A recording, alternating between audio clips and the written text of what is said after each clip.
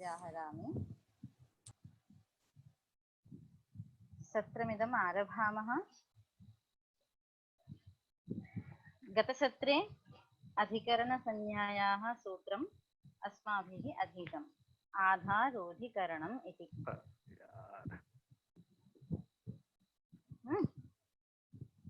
ततः अग्रे कानिचन वार्तिकानि सन्ति। तानि वार्तिकानि अद्य पाठस्य विषयाः भविष्यन्ति। तर्हि किं वार्तिकम् अस्ति तत्र अग्रे? तस्य इन् विषयस्य च कर्मण्युपसंख्यानम् अस्ति खलु इदम्? तर्हि तस्य इन् विषयस्य च कर्मण्युपसंख्यानम् किमुच्यते? अत्र क्त प्रत्ययः वर्तते। सः क्त प्रत्ययः तक्तवतु निष्ठा प्रत्ययः वर्तते किल? तवतु प्रत्ययश्च। तर्हि सः क्त प्रत्ययः क्त इत्यनेन अत्र केवलं क्त प्रत्ययः इति न, बल्कि क्त प्रत्ययान्तः शब्दः।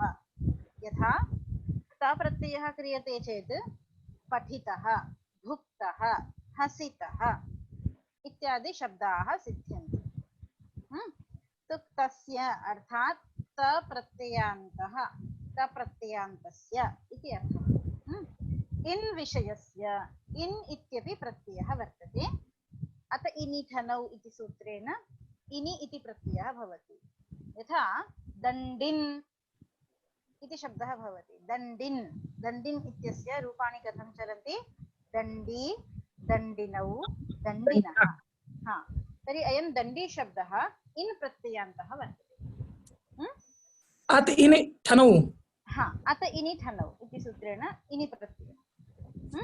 तर्हि सः इन् प्रत्ययः अत्र निर्दिष्टः वार्तिके। तस्य इन् विषयस्य च कर्मण्युपसंख्यानम् इति वार्तिके। तर्हि अस्य वार्तिकस्य अर्थः कः भवति इति चेदुच्यते इन् प्रत्ययान्तो यः क्त प्रत्ययान्तः, इन् प्रत्ययान्तो यः क्त प्रत्ययान्तः तस्य कर्मणि उपसंख्यानं कर्तव्यम्। किम् उपसंख्यानं कर्तव्यं? तर्हि सप्तम्याः उपसंख्यानं कर्तव्यं। सप्तमी विभक्तेः उपसंख्यानं कर्तव्यम्। सप्तमी कुत्र भवति? अधिकरणे भवति किल? सप्तमी अधिकरणे भवति, किन्तु अत्र अधिकरणं न सिद्ध्यति इति कारणात् किं वार्तिकेन अत्र सप्तमी विभक्तेः विधानं क्रियते। अस्तु, ठीक है। यहाँ पे सप्तमी नहीं सिद्ध हो पा रही थी क्योंकि आधार नहीं बन रहा है। इस कारण से वार्तिककार ने क्या किया है कि सप्तमी विभक्ति का साक्षात विधान कर दिया है। इन्होंने आधार की अपेक्षा नहीं की है। हम किं वार्तिकम् इदानीं प्रचलदस्ति? तस्य इन् विषयस्य कर्मण्युपसंख्यानम् इति वार्तिकं प्रचलति। अस्तु। आधारोधिकरणम् इति सूत्रे वर्तते इदं वार्तिकम्। तर्हि उदाहरणं किं लिखति अत्र? अधीति व्याकरणे इति उदाहरणं लिखति। पश्यतु, अधीति व्याकरणे इत्यत्र अधीतम् अनेन अस्य अर्थः कः? अधीति व्याकरणे यस्य अर्थः कः? इसका अर्थ क्या होगा? तो कह रहे व्याकरण में पंडित, अधीतम अनेन। व्याकरण में पंडित मतलब कि अधीतम अनेन मतलब इसने पढ़ लिया है, इसने व्याकरण को पढ़ लिया है। ठीक है, तो इसमें व्याकरण क्या बन रहा है? कर्म बन रहा है ना। व्याकरण को पढ़ लिया है। अधीतम अनेन व्याकरणम इति अधीति व्याकरणे, ऐसा। ठीक है, तो व्याकरण कर्म बन रहा है, आधार नहीं है। ठीक है, तो सप्तमी तो आधार में ही होती। इस कारण से इन्होंने क्या कहा इस वार्तिक से? तस्य इन विषयस्य च कर्मणि, कर्म में आप सप्तमी का उपसंख्यान कर दीजिए। उपसंख्यान मतलब विधान कर दीजिए।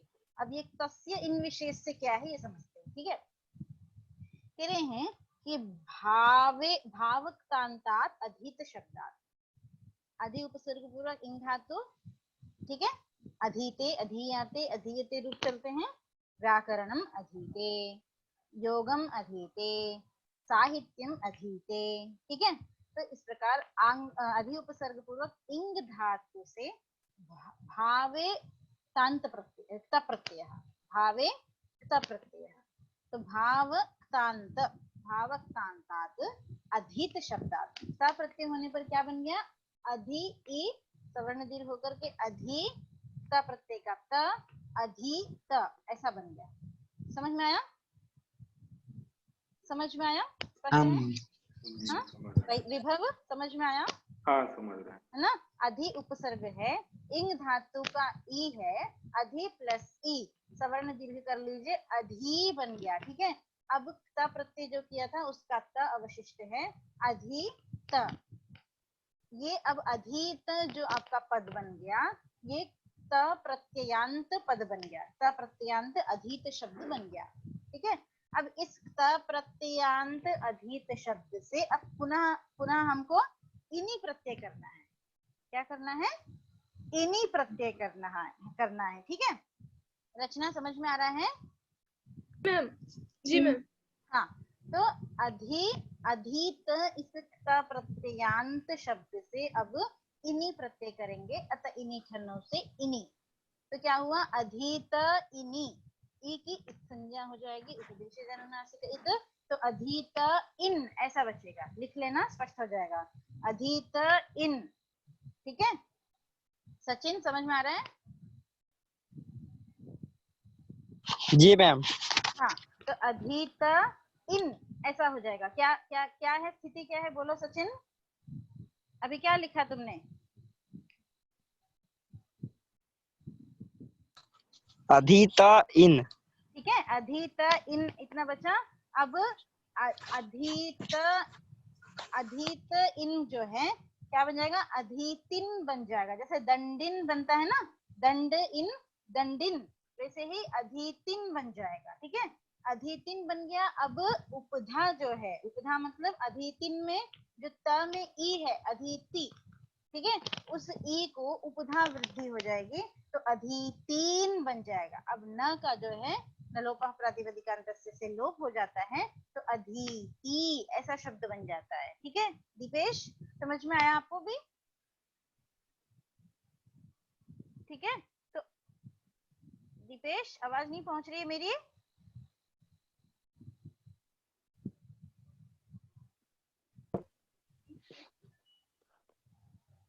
हाँ बोलिए दीपेश।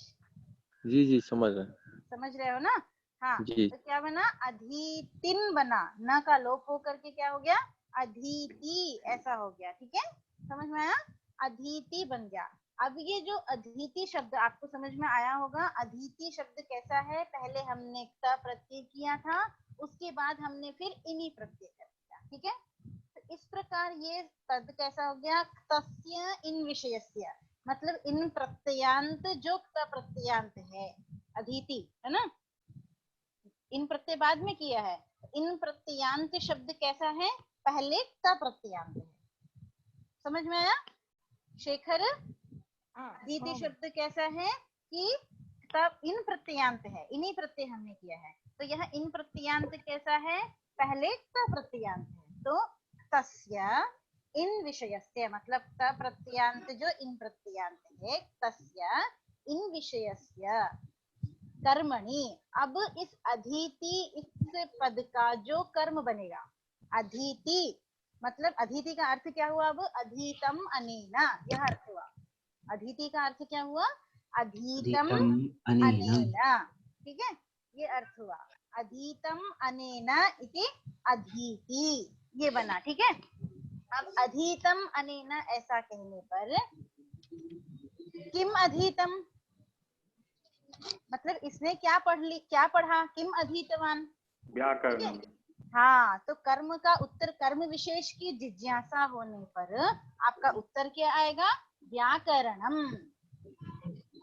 ठीक है, व्याकरणम अधीतवान, ऐसा आपका उत्तर आएगा। ठीक है ना, तो व्याकरणम यह कर्म, व्याकरणम यह जो है, यह अध्ययने मतलब अधीति इस पद में कर्मत्वेन अन्वेति, कर्म रूप से इस व्याकरणम इसका कर्म रूप से अन्वय होगा, मतलब व्याकरणम यह कर्म कारक बनेगा, बनेगा ना। अधीतम अनेन व्याकरणम, अधीतम अनेन, किम अनेन अधीतम, ये तो व्याकरणम, व्याकरण को पढ़ा। ठीक है, समझ में आया शाश्वत, समझ में आ रहा है शाश्वत, शाश्वत समझ में आ रहा है। तो अधीति इसका विग्रह वाक्य बोलिए क्या बनेगा, अधीति इसका विग्रह वाक्य बोलो, अधीति का अर्थ क्या हुआ,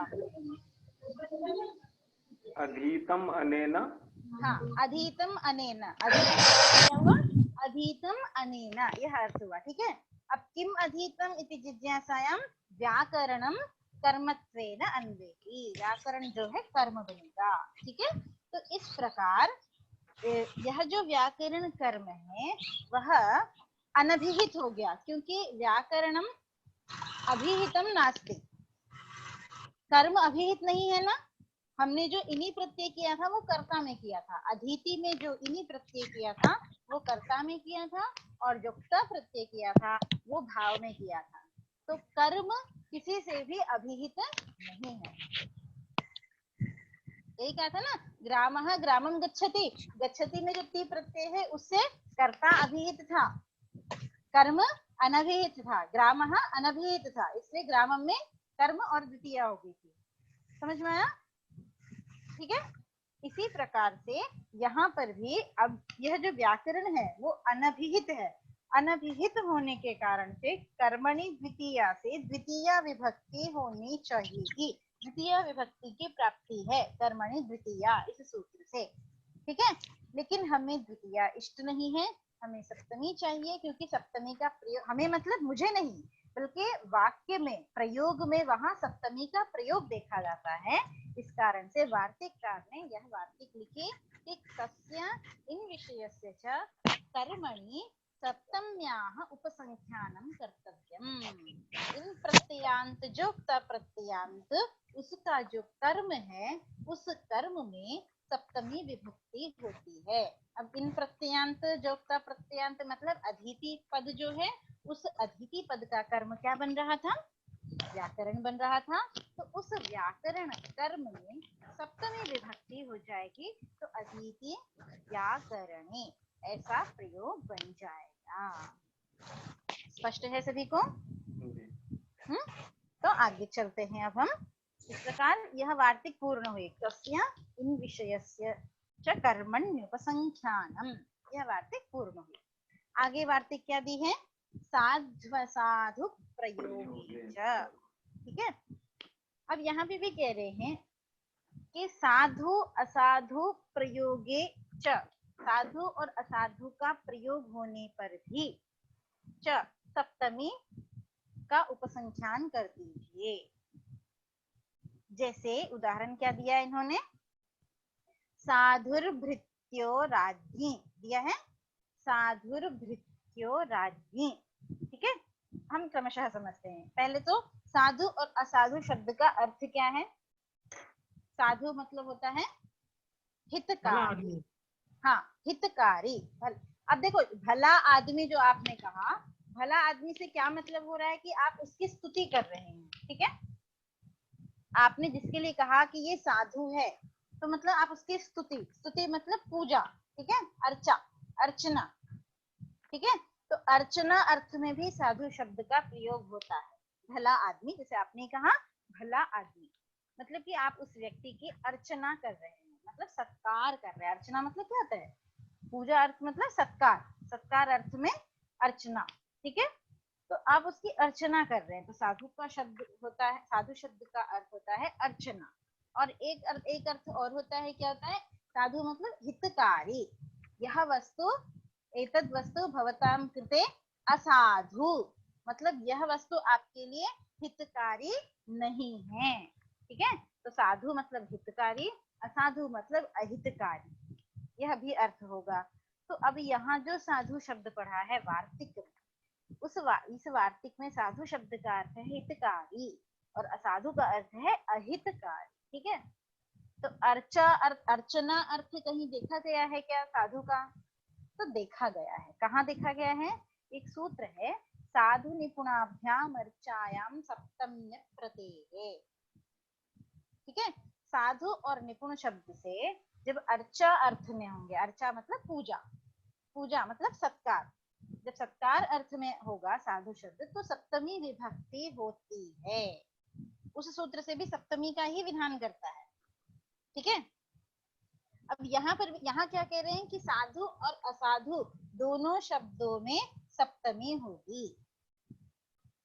ठीक है, तो यहाँ जो साधु शब्द है, यहाँ साधु का अर्थ हमें अर्चा नहीं लेना है, क्योंकि अर्चा अर्थ में तो साधु निपुणाभ्याम अर्चायाम सप्तम्य प्रत्यय, इस सूत्र से ही सप्तमी सिद्ध है, हो जाएगी। इस कारण से इस वार्तिक में साधु प्रयोगी च, इस वार्तिक में साधु शब्द का अर्थ लिया है हितकारी और अहितकारी। ठीक है, तो हितकारी और अहितकारी इस अर्थ को कहने में जब साधु और असाधु शब्द का प्रयोग होगा तब भी सप्तमी विभक्ति होगी।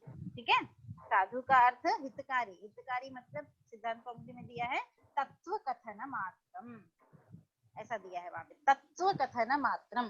तत्व कथन मात्रम मतलब होता है कि यथा अस्ति तथा वचनम। ठीक है, तत्व कथनम मतलब यथा अस्ति तथा वचनम।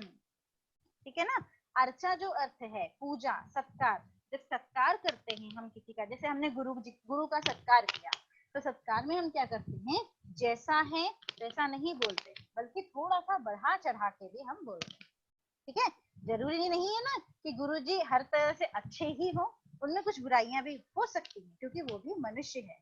तो सत्कार जब हम करते हैं तब उनकी गलती को, हम उनकी बुराइयों को नहीं गिनाते। ठीक है, लेकिन तत्व कथनम का मतलब है कि यथा अस्ति तथा वचनम, जो गलत है वो गलत है, जो सही है वो सही है।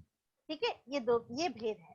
ठीक है, तो इसलिए यहाँ जो साधु शब्द है, साधु और असाधु, उसका अर्थ है हितकारी और अहितकारी, मतलब तत्व कथनम, जो ठीक है वो हितकारी है, जो ठीक नहीं है वो अहितकारी। ठीक है, तो इस प्रकार से यहाँ भी सप्तमी हो जाएगी।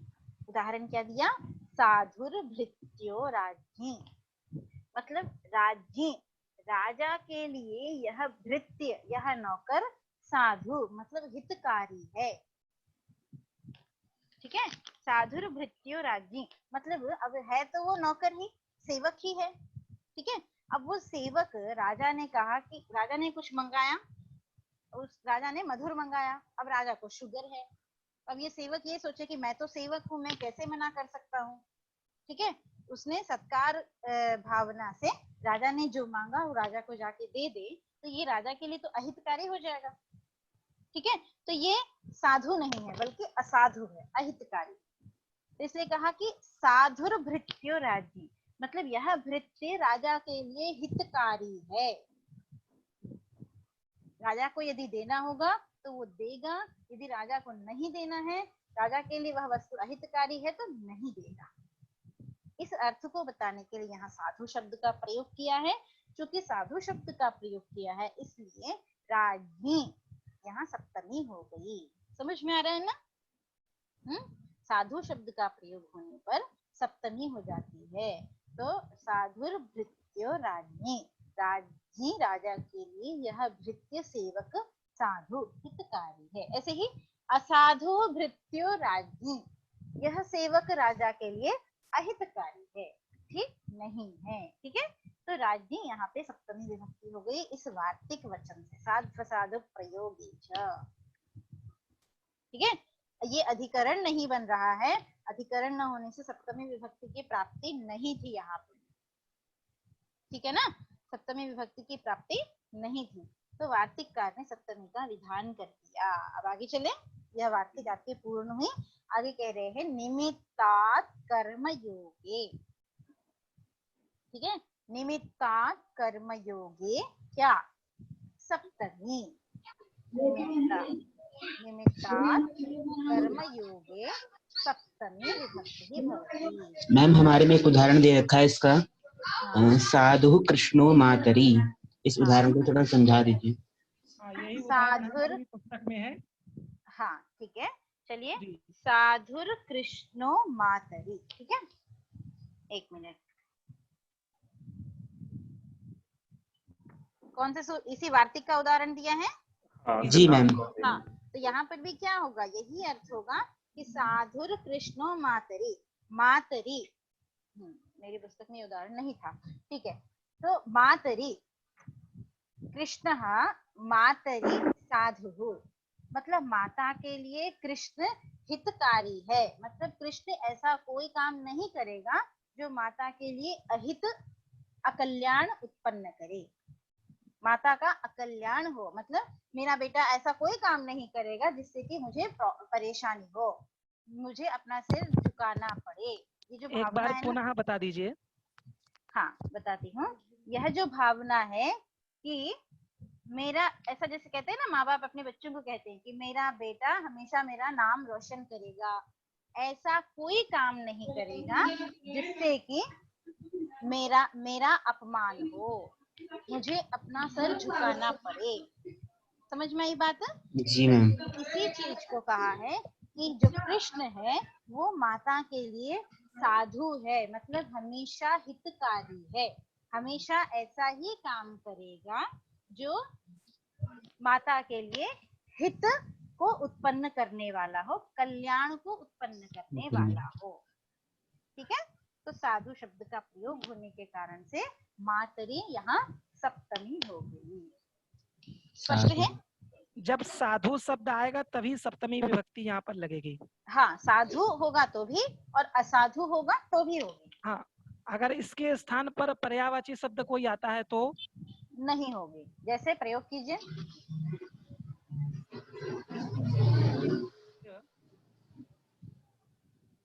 स्मृति पटल तो इसमें नहीं आ रहा है। ठीक है, ठीक है। जैसे हितम, हित शब्द के योग में चतुर्थी हो जाती है। जी जी। ठीक है, जी। हित हित मतलब भी कल्याणकारी है ना, तो हित शब्द का प्रयोग होगा तो चतुर्थी हो जाएगी, ठीक है ना। तो ऐसे ही साधु शब्द का प्रयोग होने पर सप्तमी हो जाएगी, ठीक है। जी। चलिए आगे चले। जी। निमित्तात् कर्मयोगे सप्तमी स्यात्, ठीक है। निमित्तात् कर्मयोगे सप्तमी स्यात्। हाँ, निमित्तम इह फलम, क्या कह रहे हैं? निमित्तम इह फलम, निमित्त से क्या लेना है यहाँ पे? फल अर्थ लेना है, ठीक है। निमित्तम का अर्थ कारण भी होता है, ठीक है। निमित्त का अर्थ क्या होता है? कारण भी होता है। जैसे जाड्येन बद्धः, जाड्येन बद्धः, यह बंधा हुआ है। किस कारण से बंधा हुआ है? मोह वशात बंधा, यह अपने घर से बंधा हुआ है, अपनी परिवार से बंधा हुआ है, ठीक है। किस कारण से? जाड्येन, मतलब मोहवश बंधा हुआ है, मतलब जो इसको कार्य करना चाहिए वो भी काम नहीं कर रहा है, सिर्फ बंधा हुआ है अपने घर से, ठीक है। तो उसके बंधे रहने में कारण क्या है? तो जाड्यम, जाड्यम मतलब मोह कारणम, अज्ञानता, मोह मतलब अज्ञानता, ठीक है। तो अज्ञान ही उसके बंधन का कारण है, ठीक है ना। तो इस प्रकार उसके बंधन में निमित्त क्या बन रहा है? मोह, अज्ञान। तो वही ये कारण है, उसके बंधन में कारण क्या है? मोह, अज्ञान। तो उसी कारण को ही निमित्त भी कहते हैं, ठीक है। तो निमित्त का अर्थ एक तो कारण हुआ और एक क्या हुआ? फल हुआ, ठीक है। तो कारण और फल, अब देखो ये जो वार्तिक कही है निमित्तात् कर्म योगी, यहाँ निमित्त शब्द से हमें फल अर्थ लेना है, कारण अर्थ नहीं लेना है। यदि कारण अर्थ ले लेंगे तो क्या दोष है? तो कह रहे हैं कारण अर्थ लेने पर जब जब वो कारण बन रहा हो, जैसे जाड्य ना बद्ध, यहाँ पे बंधन में कारण बन रहा है जड़ता, जाड्यम, ठीक है। तो यहाँ पर भी सप्तमी होने लग जाएगी, तृतीया नहीं होगी। जाड्ये न बद्धा नहीं बनेगा, बल्कि जाड्ये बद्धा ऐसा बनने लग जाएगा। और जाड्यबद्ध अशुद्ध है, नहीं बनना चाहिए। ठीक है, तो इसलिए निमित्त का अर्थ हम यहाँ पे कारण नहीं लेंगे। ठीक है, फल ऐसा अर्थ लेंगे। अब फल का जो उदाहरण है वो उदाहरण से समझ में आएगा। ये ध्यान रखिए कि जाड्येन बद्धः, कारण अर्थ लेने पर जाड्येन बद्धः में दोष आएगा, इसलिए कारण ऐसा अर्थ हम नहीं लेंगे। समझ में आया? ये वाली बात समझ में आई? जी मैम। का कारण अर्थ नहीं लेंगे। कारण अर्थ लेने पर जाड्येन बद्धः, जाड्येन, ये मुझे तृतीया सुनाई देती है, तृतीया की जगह सप्तमी विभक्ति होने लग जाएगी, यह दोष आएगा। ठीक है, तो कह रहे हैं फिर क्या लेना चाहिए? तो कह रहे हैं कि फल ऐसा अर्थ लेना चाहिए। ठीक है, हाँ, अब इस फल अर्थ को मैं उदाहरण में बाद में समझाऊंगी। अब पहले चलिए, कहा योगः। ठीक है, निमित्तात् कर्म योगे, ऐसा जो कहा है, योगः मतलब संयोग समवायात्मकः, ऐसा कह रहे हैं। ठीक है जी। संयोग समवायात्मकः योगः मतलब संयोग संबंध और समवाय संबंध, ये दो प्रकार। योग मतलब संबंध, कौन सा संबंध? तो संयोग समवायात्मकः संबंध लेना है। ठीक है, संयोग संबंध और समवाय संबंध, है ना। जन्य जनकत्वादि संबंध नहीं लेना है, जन्य जनकत्वादि संबंध नहीं लेना है। आदि शब्द से स्वस्वामी भाव भी अंतर्भूत हो जाएगा। ठीक है, तो जन्य जनकत्व स्वस्वामी भावादि संबंध का यहाँ ग्रहण नहीं होगा। ठीक है, उसका व्यावर्तन करने के लिए ही कहा योगः नाम संयोग समवायात्मकः योगः। ठीक है, कहते हैं अयुत सिद्धयोः संबंधः समवायः और अन्ययोस्तु संयोगः। ठीक है, फिर उदाहरण क्या दिया है आपका? चर्मणि द्विपिनम हन्ति, उदाहरण दिया है ना, कारिका दी है आगे। चर्मणि द्विपिनम हन्ति, दन्तयोर हन्ति कुंजरम, केशेषु चमरीं हन्ति, सीम्नि पुष्कलको हतः। है ना, बोलो दीपेश, कारिका क्या है बोलिए? चर्मणि द्विपिनम हन्ति, दन्तयोर हन्ति कुंजरम, केशेषु चर्मरीं हन्ति, सीम्नि पुष्कलको हतः। पुष्कलको हतः, पुष्कलको हतः। जी। हाँ हाँ, दीपेश कहाँ है? दीपेश जी हाँ, देख रहे हैं पुस्तक में? जी। हाँ, तो कारिका बोलिए, कौन सी कारिका है? पुस्तक नहीं है मैडम। पुस्तक नहीं है, फिर क्या देख रहे हैं आप? नोट कर रहे हैं। नोट कर रहे हैं, चलिए ठीक है, नोट पुस्तक कर अभी लीजिए फिर। पुस्तक अवेलेबल नहीं है। ठीक है, कोई बात नहीं, कारिका नोट कर लीजिए।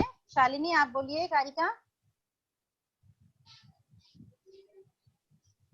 चर्मणि द्विपिनं हन्ति, दन्तयोर हन्ति कुंजरम, केशेषु चमरीं हन्ति, सीम्नि पुष्कलको हतः। हाँ ठीक है, चलिए तो क्या कह रहे हैं? चर्मणि द्विपिनम हन्ति, अर्थ क्या है इसका? चर्म के लिए, चर्म के लिए द्विपिनम, द्विपिनम मतलब हाथी को हन्ति मारता है। ठीक है, चर्म के लिए मतलब उसको चमड़ा चाहिए, चमड़े के लिए वो क्या करता है? द्वीपी शब्द, द्वीप शब्द से यहाँ पे हाथी नहीं लिया है, क्षमता मृग विशेष मतलब पशु ले लिया है। ठीक है, चमड़े, उसको चमड़ा चाहिए तो मृग विशेष मतलब पशु को वो हंती मारता है, ऐसा हुआ। अब समझ में आया? आगे कह रहे हैं कि दंतयोर हंती कुंजर। ठीक है, दंत, दांत उसको चाहिए, दो दांत होते हैं ना हाथी के बड़े बड़े ऐसे आगे, तो उन दो दांतों के लिए क्या करता है? कुंजरम, हाथी को मारता है। ठीक है, आगे कह रहे हैं केशेषु चमरीम हंती।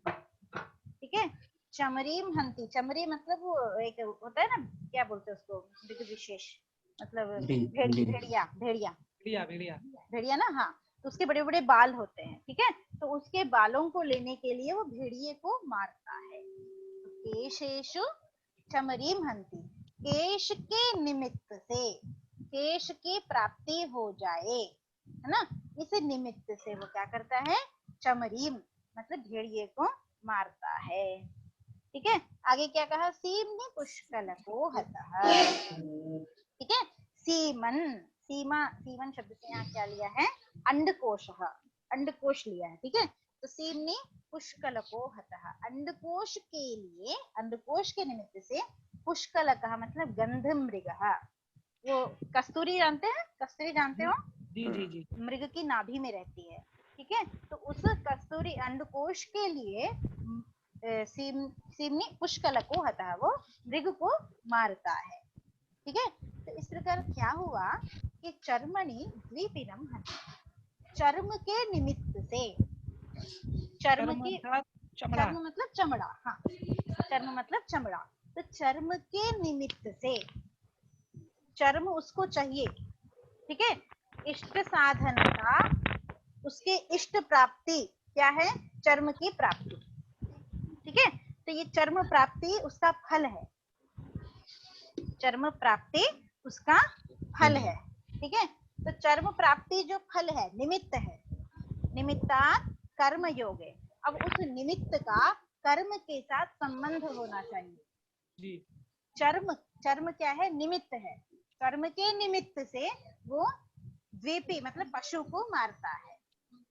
तो चर्म निमित्त है, निमित्तात्, निमित्त से, कर्मणि, निमित्तात् कर्म योगे, निमित्त का कर्म से संबंध होना चाहिए। कर्म क्या है, पशु है, तो उस पशु से इस चर्म का संबंध है कि नहीं? जी। चर्मार्थम व्याघ्रम हन्ति, चर्म के निमित्त से वह व्याघ्र, बाघ को मारता मार देता है। ठीक है, तो इस प्रकार यह जो चर्म है, चमड़ा है, वह चमड़ा बिना पशु के कहीं अलग से तो रखा नहीं होगा। जब तक आप पशु को मारेंगे नहीं, तब तक चमड़ा पशु से अलग नहीं होगा। ठीक है, तो इस प्रकार चमड़े का और पशु का क्या है, समवाय संबंध है ना। सर्वदा समवाय मत संबंध मतलब नित्य संबंध, समवाय संबंध मतलब नित्य संबंध। ठीक है, तो पशु का और चमड़े का मतलब प्राणी का और चमड़े का क्या है, समवाय संबंध। ठीक है, तो यहाँ पे जो पशु का और चमड़े का जो संबंध है, मतलब निमित्त क्या हुआ, चर्म, चर्म के निमित्त से पशु को, व्याघ्र को मारता है। तो व्याघ्र क्या हुआ, कर्म हुआ। तो कर्म निमित्तात् कर्म योगे, निमित्त से जब कर्म का संबंध होगा, वो समवाय या संयोग होना चाहिए। तो कर्म का संबंध होने पर वहां सप्तमी हो जाती है, किसमें, निमित्त में, निमित्तात् सप्तमी, कर्म योगे निमित्तात्, जो निमित्त बन रहा है उससे सप्तमी हो जाएगी। समझ में आया विभव? निमित्तात् से मैम नित्य ही लेंगे। किससे? निमित्तात्, यहाँ तो फल है निमित्त का अर्थ। हाँ, निमित्त का अर्थ फल, फल लेंगे हम। अच्छा जी मैम, है ना, मतलब व्याघ्र को मारने के बाद उसको फल क्या, उनको उसको क्या प्राप्ति हो रही है, चर्म प्राप्ति हो रही है। व्याघ्र को मारने का फल क्या है, चर्म प्राप्ति ही फल है। ठीक है, हाँ, शब्द से किस पशु का यहाँ पर लेंगे, किस शब्द से, ये जो द्विपिन शब्द इसमें कहा गया है, यह पशु विशेष का मतलब, पशु विशेष नहीं, सामान्य मृग विशेष, मतलब मृग मतलब होता है पशु, किसी भी पशु का हम ग्रहण कर सकते हैं, किसी पशु विशेष का ग्रहण नहीं है यहाँ पे। ठीक है जी, चमड़ी देता है किसी भी पशु। हाँ, सामान्य पशु मात्र का ग्रहण है यहाँ पे। ठीक है जी हाँ, तो चर्मणि द्विपिनम हन्ति, समझ में आया? तो चर्मणि, चर्म फल है, उसमें सप्तमी हो गई, चर्मणि द्विपिनम हन्ति। इसी प्रकार कहा दंतयोर हन्ति कुंजरम। ठीक है, कुंजरम, कुंजर मतलब हाथी, हाथी को मारता है। हाथी को मारने का फल क्या है, तो दंत प्राप्ति, हाँ, उसके 2 दांत मिल जाए, यही उसका अभिप्राय है। तो उस जो फल प्राप्ति है, फल क्या है, दंत, तो निमित्तात् वो जो फल है उसमें सप्तमी हो जाएगी जब उस दंत का संबंध कुंजर के साथ होगा। तो दंत का संबंध कुंजर के साथ तो है ही, है ना, दंतार्थम कुंजरम हंति, है ना। तो दांत और कुंजर का भी समवाय संबंध है वहां पे, ठीक है ना। दांत हमेशा वो हाथी के ही होंगे, जो बड़े बड़े उसको दो चाहिए कलाकृति करने के लिए, वो दो हाथ दांत हाथी के ही होंगे, है ना। इस प्रकार दंत और कुंजर का समवाय संबंध होगा, ठीक है। आगे कह रहे हैं केशेषु चमरीम हंति, ठीक है। मतलब क्या हुआ इसका अर्थ, केशार्थम चमरीम हंति, केश के निमित्त से वो चमरी मतलब मृग विशेष को मारता है ना। केश प्राप्त हो जाए, यह प्रयोजन है उसका। फल क्या है, केश प्राप्ति। फल क्या है, केश प्राप्ति, केश प्राप्ति, ठीक है। तो इस यह जो फल है उसमें सप्तमी हो जाएगी। केशेषु चमरी महंती, कर्म क्या बन रहा है, चमरी। चमरी मतलब अभी बताया था मैंने, क्या उसको क्या बोलते हैं, भेड़िया, भेड़ क्या बोलते हैं, जी है ना। हाँ, तो वह कर्म बन रहा है। तो कर्म योगे, कर्म के साथ संबंध होने पर जो फल मिलना है आपको, फल प्राप्ति होनी है, उसमें सप्तमी हो जाएगी। इसलिए इसका एक प्रकार से भावात्मक अगर अर्थ लेंगे, हाँ, तो कर्म के साथ अगर निमित्त जुड़ा हुआ है तो उसमें सप्तमी होगी। हाँ, कर्म जो फल आपको मिलना है जी, उस फल का संबंध कर्म से होना चाहिए, हाँ, तभी सप्तमी होगी। हाँ हाँ, ठीक ठीक है, जी, तभी सप्तमी होगी, जी। संयोग होना चाहिए। है ना। इसका जैसे पुस्तक में जो उदाहरण दिया है, इसके अलावा अगर कोई लौकिक उदाहरण वैसे दीजिए जो व्यावहारिक हो। अच्छा, धने धनिनम हंति हो सकता है क्या? धने धनिनम धनिनम हंति, हंति, हाँ, धन के निमित्त से धनी मतलब धनवान व्यक्ति को मारता है, बिल्कुल हो जाएगा, है ना। धन प्राप्ति उसका फल है, बहुत अच्छा, धन प्राप्ति उसका फल है, ठीक है। तो जब धन प्राप्ति फल जो है, उस फल का धनवान के साथ संबंध है ही, जी जी, है ना। धनवान जो है उसी के पास धन होगा, ठीक है। तो धने यह निमित्त हो गया, फल हो गया, तो यहाँ पर सप्तमी हो जाएगी, बहुत अच्छा, ठीक है। और किसी का कोई उदाहरण बोलना है?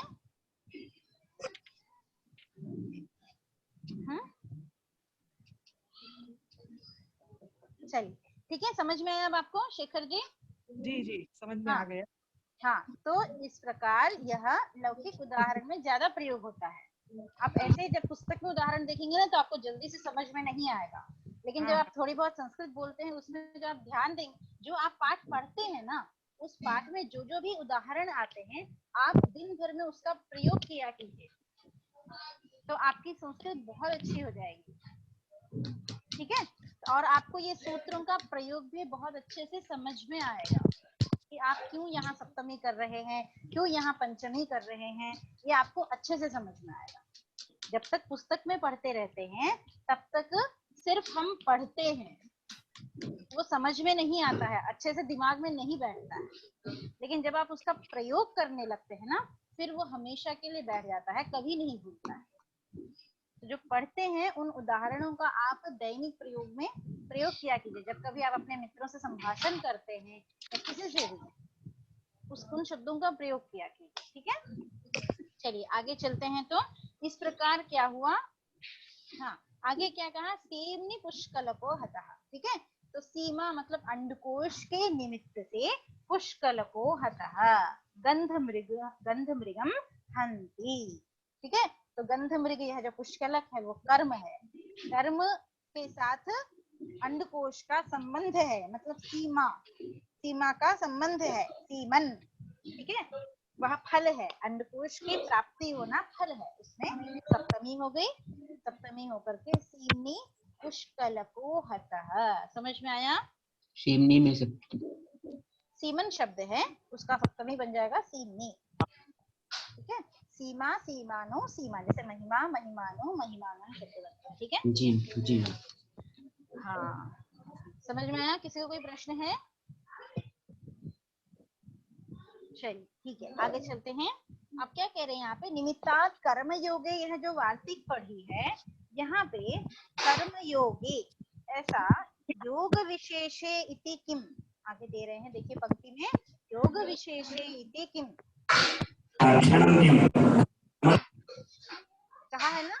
तो योग विशेषे मतलब आपने तो योग ऐसा कह दिया है, संबंध, योग मतलब संबंध, तो सभी संबंध में होना चाहिए था, केवल समवाय और संयोग ही नहीं है। तो योग विशेष इति किम, विशेष मतलब समवाय और संयोग संबंध विशेष का ग्रहण क्यों करना है। तो कह रहे हैं कि वेतनेन धान्यम लुनाति, वेतनेन धान्यम लुनाति, यह एक प्रयोग है। इसमें नहीं दिया हुआ है, पुस्तक में नहीं दिया है, दिया हुआ है सिद्धांत दिया हुआ है। का ही उदाहरण है ये, ठीक है। ध्यान से देखिए, अगले पन्ने में है उदाहरण, वेतनेन धान्यम लुनाति, मिला। हाँ मिल गया। हाँ, तो इसका अर्थ क्या हुआ कि वेतन के लिए, वेतन मिलेगा, मुझे वेतन मिलेगा, इसलिए धान्यम लुनाति, मतलब धान के खेत को काटता है जी। ठीक है। मुझे वेतन मिलेगा, वेतन के लिए धान को काटता है, ये अर्थ हुआ, ठीक है, समझ में आया। हाँ, अब वेतनम मतलब भृति द्रव्यम, जो आपने नौकरी की, सेवा की, उस सेवा का जो आपको फल द्रव्य मिल रहा है वही कहलाता है वेतन, ठीक है। तो तदर्थ मतलब वेतनार्थ आप क्या कह रहे हैं, आप क्या कर रहे हैं, धान काट रहे हैं। तो यहाँ वेतन लुनाति का क्या अर्थ लेंगे? काटता है, लुई छेदने, छेदन करता है, ठीक है। हाँ, तो वेतनस्य और धान्यस्य च, वेतन का और धान्य का, यद्यपि धान को काटने से आपको फल मिल रहा है वेतन, समझ में आया जी। धान को काटने पर आपको फल तो मिल रहा है, फल क्या है, वेतन प्राप्ति, लेकिन उस वेतन का धान्य के साथ संबंध नहीं है। संबंध है क्या? नहीं, परस्पर नहीं संबंध है यहाँ परस्पर संबंध नहीं है। जी जी। तदर्थ मतलब वेतन के लिए, वेतनार्थ वो धान काट रहा है, समझ में आया। धान कर्म बन रहा है जी। ठीक है, और धान को काटने के बाद फल की प्राप्ति भी हो रही है, मतलब वेतन निमित्त भी बन रहा है, निमित्त मतलब फल बन रहा है, इतना समझ में आया। जी जी। जैसे चर्मणि द्विपिनम दहंति दंतयोर हंति कुंजर, कुंजर कर्म है, कुंजर को मारता है, मारने से फल क्या मिल रहा है, दंत, दंत मिल रहा है, दंत मिल रहा है। ऐसे ही धान को काटता है, धान को काटने से फल क्या मिल रहा है, वेतन। यहाँ तक तो ठीक है, लेकिन अब दांत का हाथी के साथ संबंध था, वैसे परस्पर संबंध है, वैसे वेतन का और धान्य का परस्पर संबंध नहीं है, संबंध नहीं है। इस कारण से समझ में आया जी। कोई संदेह जिज्ञासा? तो इस कारण से यहाँ पर सप्तमी नहीं होगी, निमित्तात् कर्म योगे, इस वार्तिक से यहाँ सप्तमी नहीं होगी, बल्कि हेतु तृतीया हो जाएगी। हेतु सूत्र से तृतीया हो जाएगी। हाँ, हेतु से तृतीया होगी। हाँ हो जाएगी, कारण बन रहा है ना, वेतन कारण, हेतु बन रहा है, ठीक है जी मैम। हो गया, समझ में आया, फिर सभी को समझ में आया जी। अग्रे चलाना। निमित्तात् कर्म योगे सप्तमी, ठीक है। इस प्रकार आपके ये 3 वार्तिक पूर्ण हुए, ठीक है। अब आगे चलते हैं, उपपद विभक्ति, उपपद सप्तमी शुरू हो रही है, कारक सप्तमी समाप्त हुई, अब ये उपपद सप्तमी थी चल रही है। यस्य च भावेन भावलक्षणम। आगे भावलक्षणम। सूत्र क्या आ रहा है? यस्य यस्य च च भावेन भावलक्षणम। सूत्र बोलो। यस्य च च भावेन भावलक्षणम्। भावलक्षणम्। हाँ, सचिन सूत्र बोलो। सचिन सचिन सचिन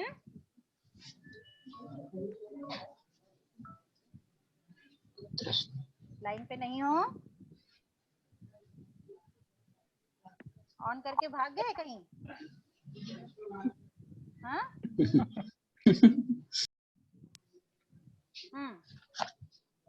शाश्वत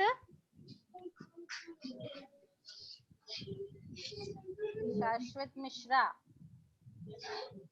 लीलाधर शर्मा, यस्य च भावेन भावलक्षणम्।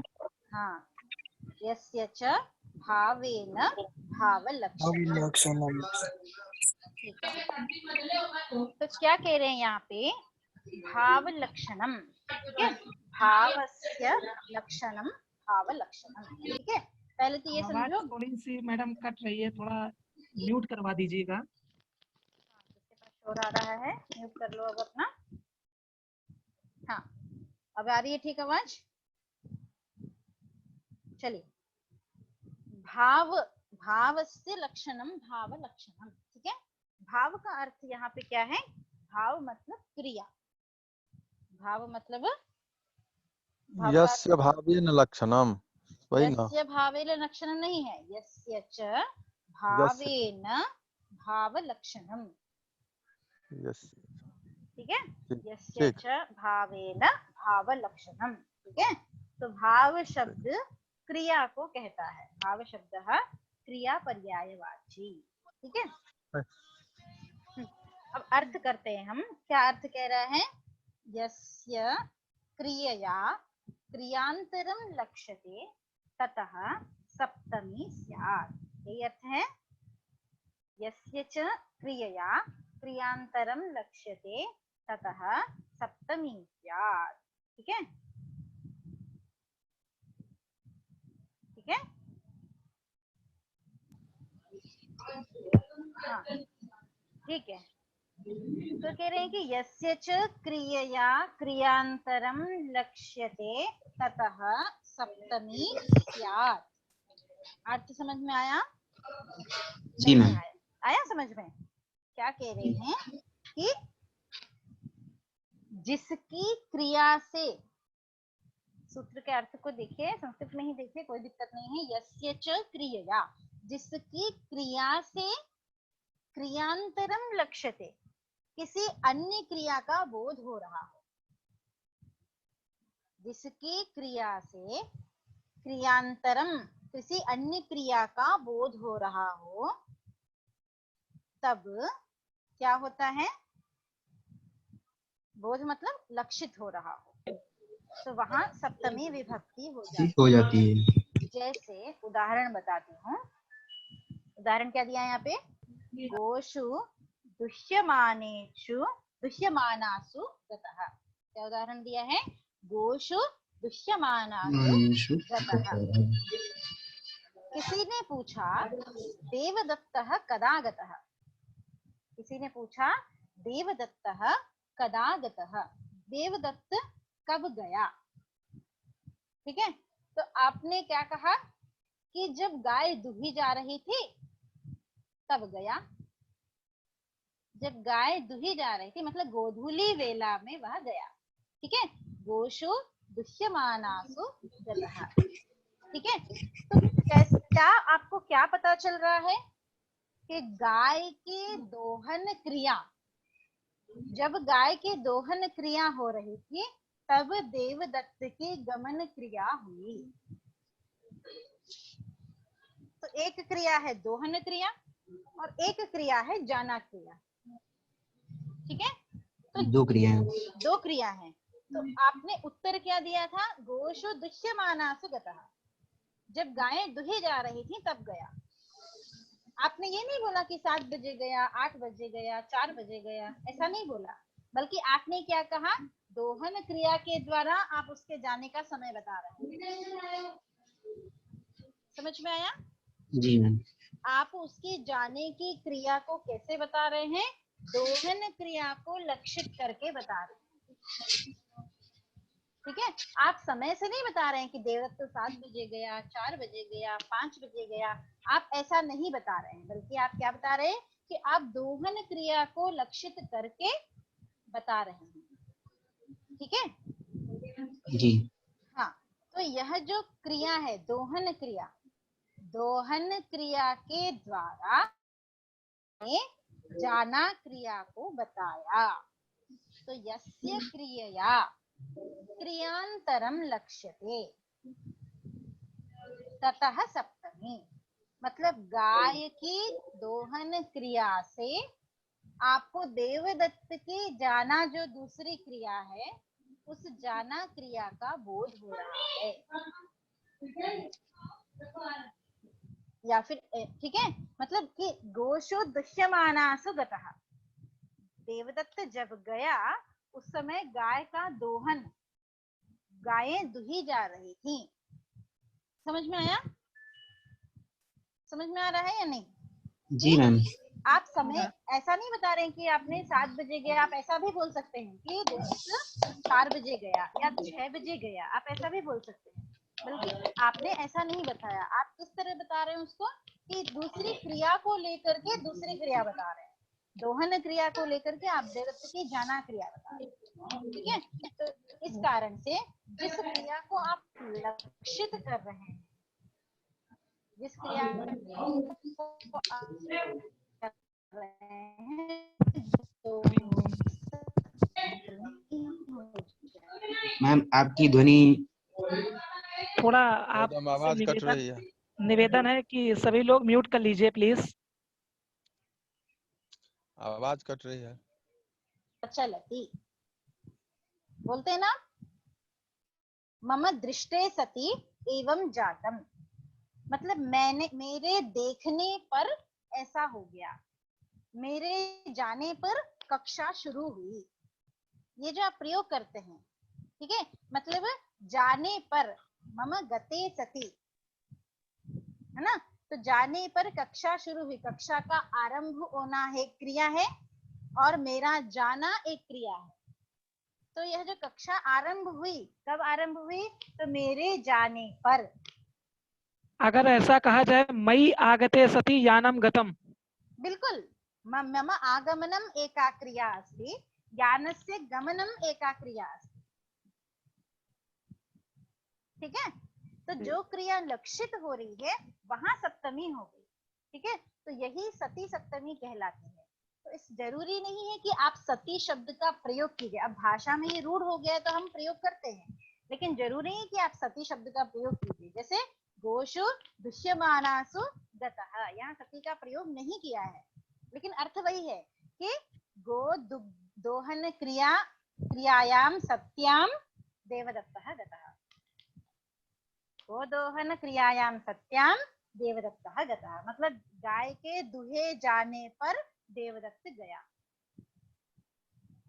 ठीक है, मतलब दुग्धासु, हाँ भूतकाल में लेना है तो गते सती, भूतकाल में लेना है तो दुह्यमानासु नहीं, शानच हुआ है। दुग्धासु, दुह्यमानासु यहाँ शानच है। ठीक है, जब ये कहेंगे कि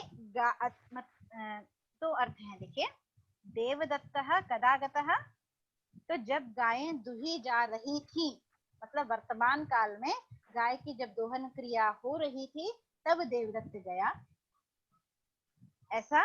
या फिर जब गायें दुही जा चुकी थी तब देवदत्त गया। दोनों बातें हो सकती हैं। या तो देवदत्त जब गायें दुही जा रही थी तब गया, तब के लिए क्या प्रयोग किया इन्होंने? गोशु दुष्यमानासु गतः, मतलब वर्तमान काल में चल रहा था, जिस समय गायें दुही जा रही थी उस समय ही देवदत्त की गमन क्रिया हुई।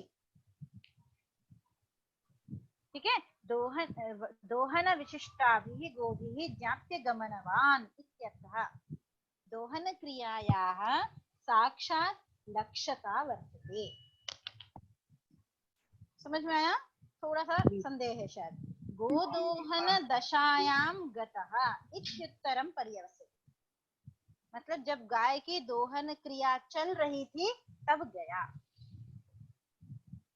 ठीक है, और यदि वो दोहन क्रिया के बाद गया तब क्या बोलेंगे?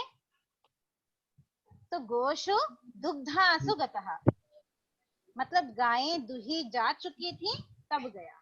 दुग्धासु गतः।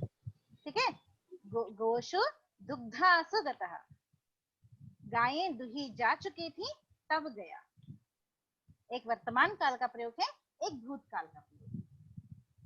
ठीक है, अतीत दोहन विशिष्टा भी, मतलब दोहन क्रिया अतीत हो चुकी थी तब गया, ऐसा। समझ में आया?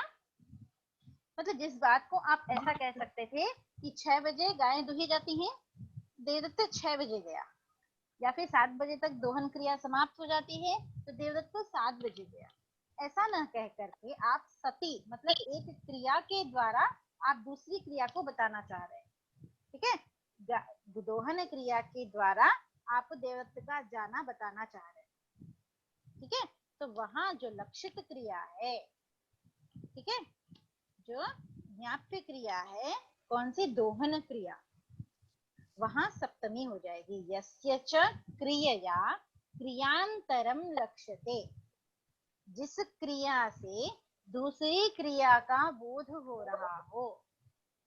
दोहन क्रिया आपको पता है कि गाय 6 बजे ही दुही जाती हैं, उनका काल निश्चित है। देवदत्त का जाना निश्चित नहीं है, वो 6 बजे भी जा सकता है, वो 6:30 बजे भी जा सकता है।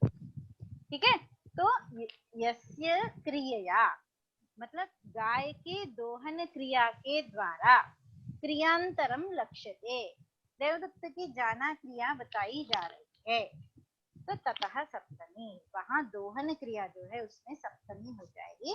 दुह्यमानासु, और उसका विशेषण बन रहा है गौ, इसलिए गोषु दुह्यमानासु गतः। एक उदाहरण मैम यहाँ दे रखा है, तत्र ब्राह्म क्या दे रखा है ये, हाँ, बाहिर्णेषु अधियानेषु गतः। क्या दिया है, फिर से बोलो। तत्र बाहिर्णेष्वधियानेषु गतः। आवाज स्पष्ट नहीं आ रही है। दे रखा है मैम, इसी अशुद्ध लिखा है, शुद्ध लिखा है, स्पष्ट बोले। बाहिर्णेष्वधियानेषु गतः, ऐसा यहाँ पे दे रखा है।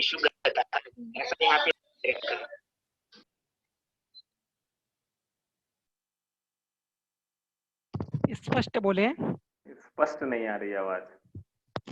हिमांशु जी स्पष्ट बोले कृपया। जी नेटवर्क की समस्या है। अच्छा, यहाँ जो शिवराज विजय में कहा गया इत्थम विचिन्त्य तब कोश गते द्विरेफे, यहाँ भी इसी से हुआ है क्या?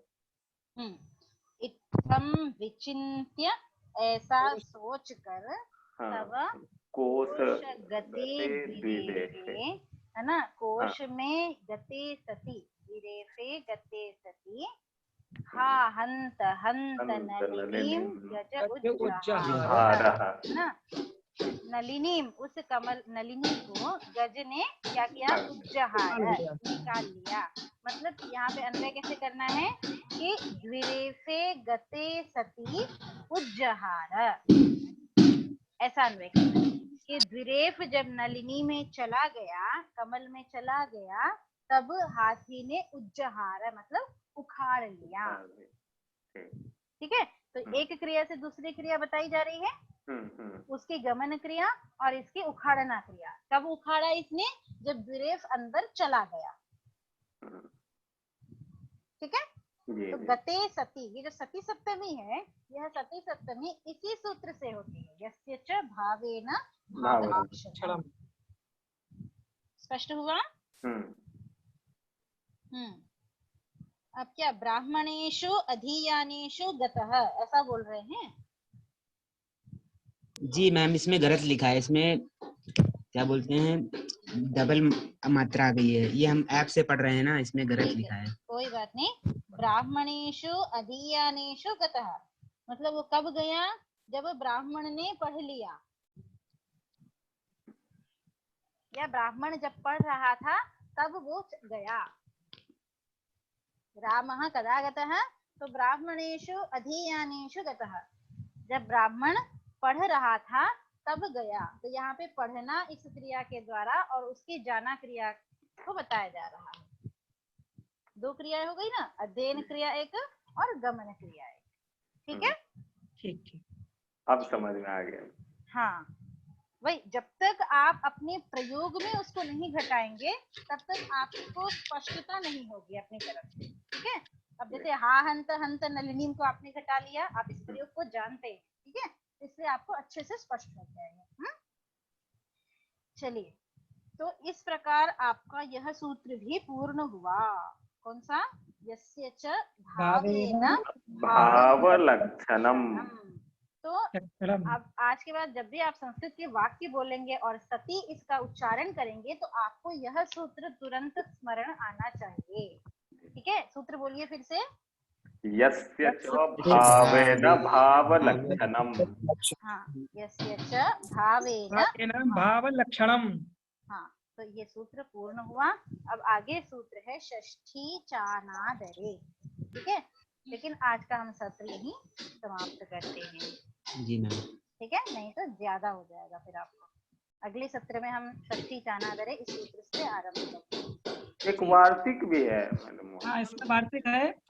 अर्हानाम कर्तृत्वे अनर्हान कर्तृत्वे तद वैपरीत्ये च। एक मिनट, क्या? अर्हाणाम कर्तृत्वे अनर्हाणाम अकर्तृत्वे तद वैपरीत्ये च। अच्छा, उदाहरण क्या दिया है? सत्सु तरत्सु असंत आसते। हाँ, सत्सु तरत्सु असंत आसते, ऐसा दिया है ना। द्वितीय उदाहरण दिया है असत्सु तिष्ठत्सु सन्तः तरन्ति। हाँ, असत्सु तिष्ठत्सु सन्तः तरन्ति। हाँ, और आगे क्या उदाहरण दिया है? सत्सु तिष्ठत्सु असन्तः तरन्ति। सत्सु तिष्ठत्सु असन्तः तरन्ति। जी। इतना ही है। उसके बाद भी एक है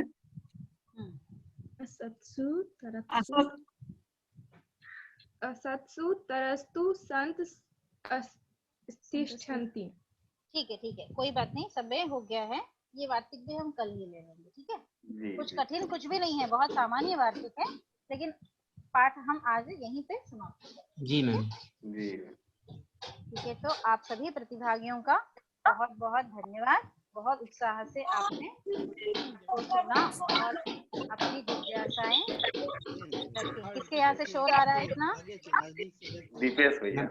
अच्छा, ठीक है, और किसी को कोई जिज्ञासा है? कुछ पूछना है किसी को?